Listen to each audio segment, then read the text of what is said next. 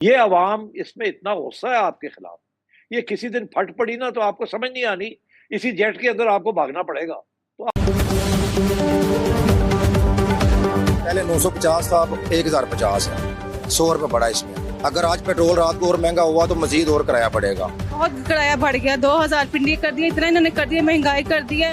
रमजान के महीने में इनको शर्म नहीं आती और आगे मजीद फिर इन्होंने कहना कि हमने डीजल बढ़ाया है। आप जब घर से निकलते हो कहीं जाने के लिए तो आपका एक जो लीटर पेट्रोल लग गया तो उसमें गवर्नमेंट आपसे 123 रुपए कमा लेती है, बाकी तेल वाले को चले गए। बीच में जो पेट्रोल पंप वाला पायजाना है वो भी पैसे ले जाता है, कोई 20-25 रुपए वो भी ले जाता होगा, डीलर भी पैसे ले जाता होगा, ये बाकी लोग भी कमाते हैं। सबसे ज्यादा जो गवर्नमेंट है वो कमाती है। वो कहती है ये पकड़े गए हैं, इनको इनसे पंजाबी साढ़े कहते हैं इन्होंने छेल दो। ये जो है ना अवाम को छेल दो, क्योंकि अवाम जो है उसको उसको उसी उसी की ज्यादा कुर्बानी देनी है ना। लीडरशिप तो कुर्बानियां नहीं दे रही। खुदा का खौफ करे, पहले आवाम के पास नहीं है खाने को, आप लोग डीजल बढ़ा रहे हैं। पहले जो लाहौर का जो किराया था 600 रुपये भी किराया था, 700 रुपये भी किराया था।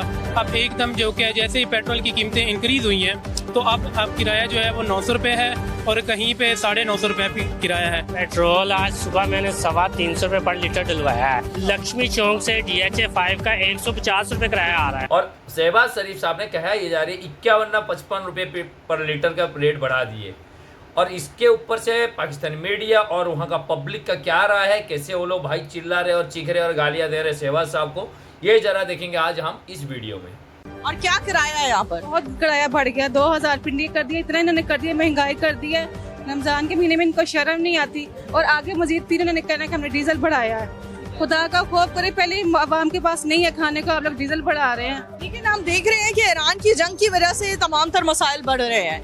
तो ईरान की जंग एक इंटरनेशनल मसला है, इसमें आप क्या कहती हैं, हुकूमत के लिए क्या सजेशन है? हुकूमत क्यों नहीं स्टैंड ले रही, करना क्यों नहीं कर रही? ये हम गरीबों के लिए क्यों कर रहे हैं सारा कुछ? खुद तो सुकून से बैठे अपने घरों में करें, कुछ क्यों नहीं कर रहे ये लोग? आप मेहरबानी करें कि ये अवाम के ऊपर ये बम ना फाड़ा करें। अगर फाड़ना है तो अपने ऊपर फाड़ें। ये जो हमारे जो जिसे कहते हैं स्टेक होल्डर्स, रियासत के जो अलमबरदार हैं, ये हमारे ब्यूरोक्रेट्स, हमारे सरमायादार, हमारे लैंडलॉर्ड्स, तो जरा इनके पर्क्स एंड प्रिविलेजेस कम करें ना। इन्हें कहे यार थोड़ी सी बेल्ट टाइट कर लो, की फर्क पैदा है? तो अब नहीं, वो तो करना नहीं है इन्होंने। खुदा ना ख्वास्ता आने वाले दिनों में कहा जा रहा है पेट्रोल की किल्लत होगी, तो अगर ये रोजगार नहीं करेंगे तो क्या करेंगे आप? हम घर बैठ जाएंगे, फिर यही होगा। रमजान के महीने में पहले ही बड़े अखराजात होते हैं, तो रमजान के महीने में घर बैठ जाएंगे, कैसे आपके रोजमर्रा की जो मसाइल है वो कैसे हल करेंगे? क्या करें, फिर मजबूरी है, क्या कर सकते हैं। जो कमाते हैं वही खाते हैं हम, और नजर आ रहा है कि पेट्रोल आगे जाके मुश्किल से मिलेगा, और यही टेंशन लगी हुई कि क्या करेंगे। ये गवर्नमेंट को और इंडिया के एडवांटेज देखें आप कि उन्होंने तो पंजे की ओच पे आ गई हैं। फिर वो तो मजे ले गए, रशिया से तेल कमा लेंगे वो, और फिर वो क्या उनकी आप सुने एडवांटेज, उनको एडवांटेज ये है कि वो तेल लेंगे और उस तेल को बेचेंगे, उसको तेल बेचेंगे क्योंकि उनके पास रिफाइनरीज मौजूद हैं। वो रिफाइनरीज हैं उनके पास रिफाइनरीज है भाई, और वो समझते हैं कि ये हमें इन रिफाइनरीज का फायदा उठाना चाहिए। और वो इतनी रिफाइनरी है कि वो समझते हैं कि ये खुद भी अपना तेल बचाएंगे और दूसरी दुनिया को भी देंगे। तो आप यहीं से अंदाजा लगा लें कि how much India will be earning in this just 1 month. एक महीने के अंदर वो क्या कमा रहा होगा कि उसको सिर्फ यही एडवांटेज है कि भाई गो के ये उनकी एक तरफ से इंसल्ट भी बहुत ज्यादा है। कोई ट्रंप कहता है अब तेल खरीदो, अब तेल मत खरीदो, अब तेल खरीदो, अब तेल मत खरीदो। ये भी वहां पे लीडरशिप बड़ी अंडर प्रेशर है। मीडिया तो खैर नहीं सवाल करता उनसे, क्योंकि मीडिया तो जारी बात है काफी मैनेज्ड है। ठीक है जी। तो अब ये जिसे कहेंगे ना आप, ये एक इशू है, और ये आप देख लें कि ये कब तक हम इसी तरह डिपेंडेंट रहेंगे कि हमारी हुकूमत लॉन्ग टर्म ह्यूमन सिक्योरिटी पे फैसले कोई नहीं करेगी, इंसानों के ऊपर पैसा नहीं लगाएगी। उल्टा उन्होंने कहा जी यूनिवर्सिटी बंद कर दो। मगर खित्ते की सूरत हाल आप भारत में देखें, भारत में कीमतें नहीं बढ़ी बल्कि उन्होंने मजीद इंपोर्ट की एफर्ट्स की हैं, उन्होंने कंसेशन वेवर अमेरिका से ले लिया है। बांग्लादेश में पैनिक बाइंग देखी गई है लेकिन वहां पर कीमतें नहीं बढ़ी। पाकिस्तानी हुकूमत ने क्या किया, बर्डन सारा शिफ्ट अवाम पे कर दिया।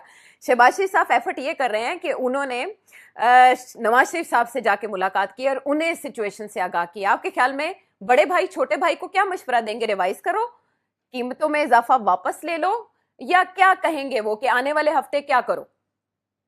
मैं आपको बता देता हूँ, जब ऐसा मौका होता है ना तो शहबाज साहब पहुंच जाते हैं मियाँ साहब के पास।